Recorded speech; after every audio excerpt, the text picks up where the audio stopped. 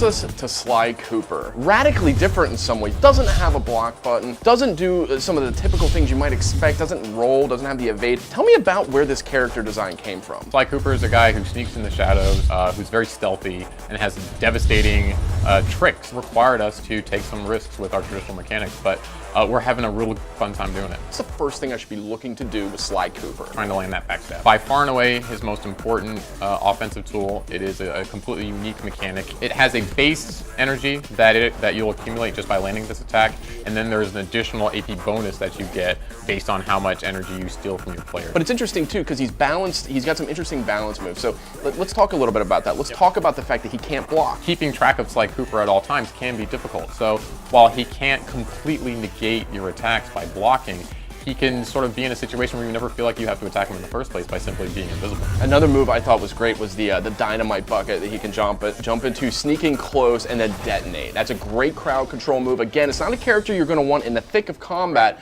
but when you need to, that's a great go-to. Another really important move for Sly Cooper is the alarm clock. He can quickly stun an opponent and get them caught in sort of the sonic waves.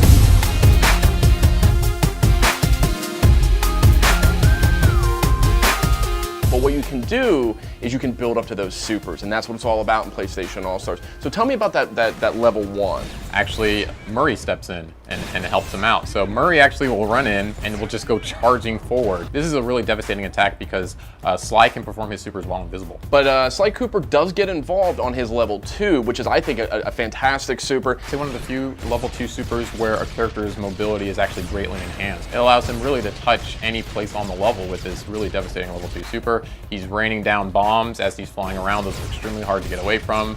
They have an explosive blast range on them, so not just the object itself, but also being around those objects is really bad. It's a really interesting dynamic. He's trying to keep away and trying not to fight too much, trying to stay in the shadows, but then that level 2 comes out and all bets are off. He's coming for you now. But then that leads us to the level 3. Bentley comes out and has a modified Bunaki com that actually is, shoot to kill. He can capture quite a number of kills with that Bunaki com. This is a super that does ask a little bit more of Sly Cooper in terms of skill and does allow his opponents to deal with the situation a little bit better. But again, if the fates align and he's able to use that super effectively, he can get a lot of kills with it. So in a nutshell, Sly Cooper, what kind of fighting game player should I be if I want to play as Sly Cooper? I really like investing a lot in a character who has a high risk but a high reward sort of play style, a character that you can feel really smart with, a character that you can be clever and tricky and frustrate your opponents with. I think Sly's really going to appeal to you.